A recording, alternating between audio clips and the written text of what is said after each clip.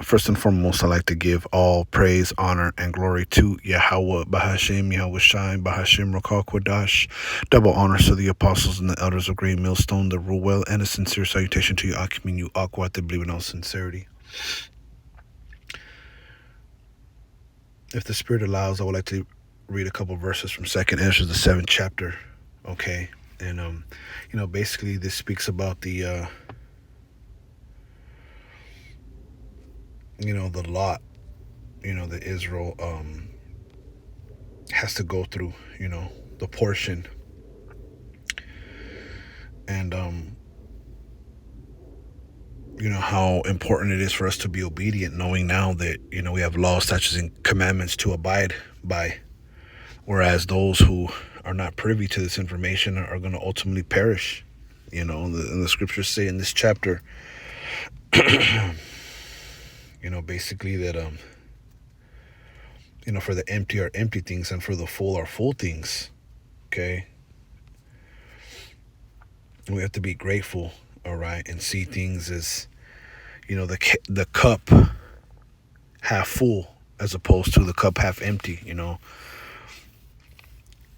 Many sorrows shall happen to those who are unthankful, to Yahweh Bashim Yahweh Shai. We got to be thankful, that we're Israelites, all right, and that the Lord dealt with us as sons. So we're gonna have to go through travail. We're gonna have to go through sorrow. We're gonna have to go through, the narrow, the straight things. I was just meditating on that. How the apostles have always told us that we had to experience wickedness to appreciate righteousness, and that's hitting ever so hard lately for me.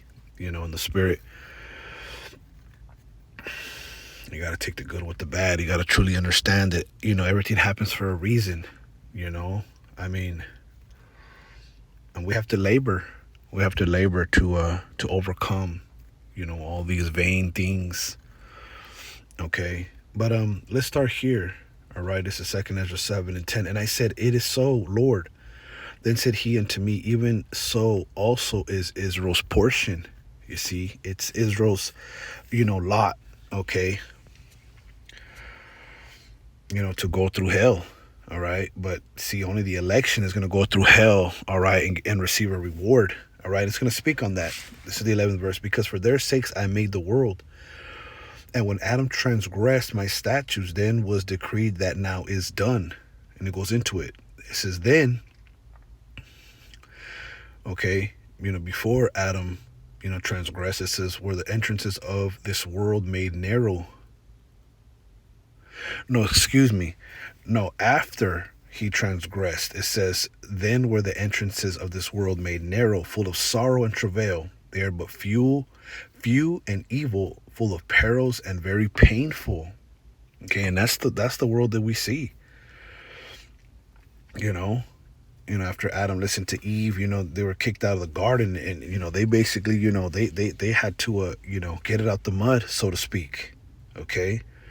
The entrances of this world are narrow, full of sorrow and travail. They are but few and evil, full of perils and very painful. And that's what I was thinking about, how painful, this world can be. The scriptures speak about us having gone too far in the world to understand the ways of Yahweh Bashem Yahweh Shai. Okay. But it says here, "For the entrances of the elder world were wide and sure and brought immortal fruit." Okay, so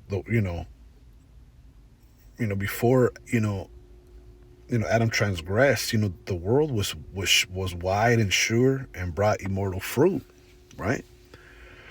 It was perfect harmony, and so much more in the world to come. Okay, the kingdom. It's going to be wide and sure. It's not going to be a narrow and straight place full of sorrow and travail. It's going to be wide and sure, and it's going to bring immortal fruit. Immortality is going to come, and we got to remember that. We got to remember the true rewards. What we're really fighting for. The scriptures speak about the sufferings of this time is not to be compared. It says, "If then they that labor not to enter these straight and vain things, they can never receive those that are laid up for them." Okay, so we have to labor to enter these straight and vain things. Labor means to truly work through these things, the straight and vain things. If not, then we can never receive those things that are laid up, those things that are in store, basically. This is now, therefore, why disquietest thou thyself, seeing thou art but a corruptible man? And sometimes, we get disquieted in the spirit. It says, and why art thou moved, whereas thou art but mortal? And the scriptures speak about putting away, putting away, mortal thoughts. All right. The scriptures speak about, casting off the burdens of man, putting off the weak nature.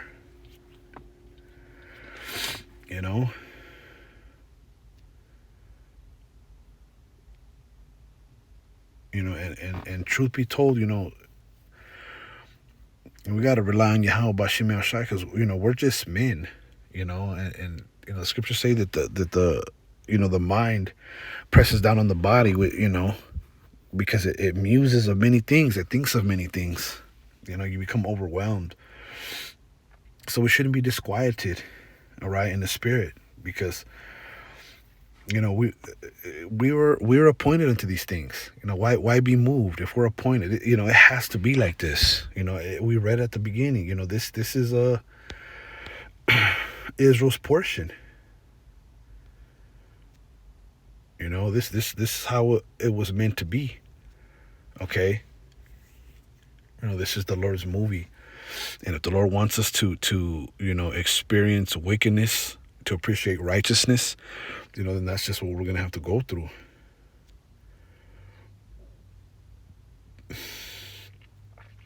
"16. Why hast thou not considered in thy mind this thing that is to come, rather than that which is present?" We always got to remember what's to come. And the scriptures say, "Better is the end of a thing than the beginning." And we got to forget about this world, forget about this life, forget about the trials and the tribulations, and really look at what's to come. Because that's really what matters. This stuff doesn't matter. It only seems to matter. Your job, your paycheck, your home, your vehicle. And that's why the scriptures say that the fashion of this world passeth away. The things that people hold dearly, the opinions, none of that matters. And you got to have that spirit in the truth. You got to have that spirit in the truth that, like Yahweh said, the Son of Man have not where to lay his head. How much more us? This is not our rest, man. If we're truly, we're created and set up to do this truth, if we're part of that election, this is not our rest, man. This is not. This is, we're not going to be at ease here. We're not going to want to make it in this world. We're going to want to get out of this world. 16. Why hast thou not considered in thy mind this thing that is to come, rather than that which is present? Then answered I and said, O Lord, that bearest rule, thou hast ordained in thy law that the righteous should inherit these things, but that the ungodly should perish. Nevertheless, the righteous shall suffer straight things, which straight means what? Difficulty, and hope for wide. For they that have done wickedly have suffered the straight things, and yet shall not see the wide. So, for individuals to think that, they can come to the Lord when they want, or when they get darn ready, as they say, seeing is that, you're going to suffer being in the world, you're not going to be able to see the wide. You're not going to be able to come back and see the wide. It doesn't work like that. We have to suffer the straight things and hope for wide, and continue. The scriptures say to strive to enter into the straight gate, not try to gain the world and then come back to Yahweh Bashim Shai or serve him when you're ready. It doesn't work like that.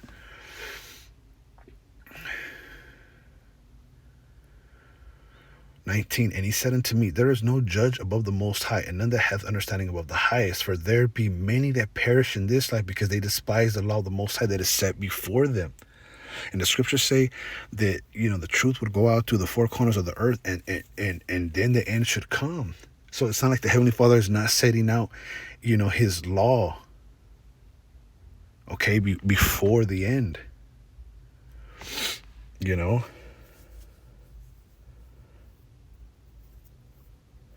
That's how the Heavenly Father wants it. Like it says in the 19th verse, there is no judge above the Most High, and none that hath understanding above the highest. See, the highest, Yahweh Bashem Yahushai, knows, okay, that Yahushua would have to be sent on the earth and leave his example. All right, meaning no one has an excuse. See, if Yahushua hadn't came, then people would have an excuse. But the Lord already set down, okay, the truth of the matter, the truth of who are the Israelites, the truth of who the Most High is and his Messiah, okay, and his people, and the law, statutes, and commandments, and the heathen, and the history of Israel upon the earth. The Lord has already set that, in these latter days for all to hear, and all that are going to hear they're gonna adhere, they're gonna obey, but the rest are not. So, we're in a privileged position, as we always say. We have to consider, not what is present, but what is to come. So, even though it's our portion, to suffer the straight and the vain things, we got to keep our eye on what is to come. Because if you see, the world is it's a very painful place. This is not your rest. This place will destroy you with a sore destruction, the scriptures say. Okay, and the wicked think they're gonna suffer and see the wide, like the elect. That's not the case. They're gonna suffer and be destroyed. Might as well suffer and win. Suffer for righteousness' sake. Okay. So the Lord knows what he's doing, and we have to be, in these words to understand, how it's going to play out. Right? 20th verse, for there be many in this life, for there be many that perish in this life because they despise the law of the Most High that is set before them. You see, many are going to perish in this life. Many are going to perish by the hands of Yahweh Bashem Yahushai because they actually despise the law. They despise Yahweh Bashem Yahushai. For the Most High hath given straight commandment to such as came, what they should do to live, even as they came, and what they should observe to avoid punishment. Right? Okay. Didn't the Most High give his law to Moses? So it's been known. But how much more before the great judgment? Okay. What we should do to avoid punishment. Nevertheless, they were not obedient to him, but spake against him and imagined vain things. And you see a lot of opinions. You see a lot of people being deceitful, lying to themselves, lying to others. And it's because they're disobedient. They speak against the Lord. They're against the Lord, let's just say. Let's just call it straight. And deceive themselves by their wicked deeds. Instead of the Most High, he is not and knew not his ways. Yeah, that's basically what people are saying, that, the Most High, he's not the Most High. He don't see. He's not going to do nothing. And that's because they don't know the Most High Yahweh Bashem Yahushai. But his law have they despised and denied his covenants, and his statutes have they not been faithful, and have not performed his works. And therefore Esdras for the empty are empty things, and for the full are full things. See, and that's the point. Because at the end of the day, really what matters is if you see the cup half full, or is it half empty? Because many people, they look at the law, statutes, and commandments, are like, this is it. Like, this is not enough for Jake. It's not enough. You see? So, and I wanted to bring this out because, it speaks about the straight things, that we're going to have to suffer. But ultimately, Lord willing, if we're part of that election, we're going to see the wide. And let us not think that things are half empty, when really, they're half full. And that's maybe what I'm gonna tie to this lesson. Because sometimes you get to meditating and you see that, like the 12th verse, I'll read again. Then were the entrances of this world made narrow. See, this is after Adam transgressed, and they were full of sorrow and travail. They are but few, evil, full of perils, and very painful. And I was thinking about that. I was thinking about how, the ways of this life, and how you're born into this world and the things that we got to go through. And I was just thinking about it, and I got real heavy in the spirit. But I'm like, yo, but at the end of the day, it's our lot to suffer, but let us suffer for something good. And understand that the Lord left commandments. The Lord, He's a judge. He knows what He's doing. He's laid it all out. And we just have to endure and understand and be obedient, because He's always present. He's always here. It's us that our ways are not equal, right? So, yeah, for the empty are empty things, and for the full are full things. We really got to see it like, hey, our cups are, they're half full. You see, and the Lord is He's making our cup to runneth over with all this knowledge, with this truth that we've been given. So we gotta appreciate, knowing that our portion is to go through it, but Lord willing, we see the wide. We get a reward. Let us, you know,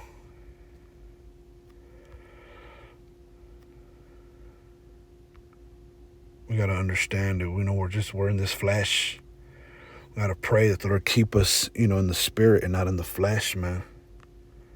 Because that's where our victory is, in the spirit. So just a little something, Lord willing, you was edified. I want to give all praise, honor, and glory to Yahweh, Bahashim, Yahweh Shai, Bahashim Rakak Wadash. Double honors to the apostles and the elders of Great Millstone that rule well, and a sincere salutation to you, Akim, and you, Ak, what they believe in all sincerity. Shalom.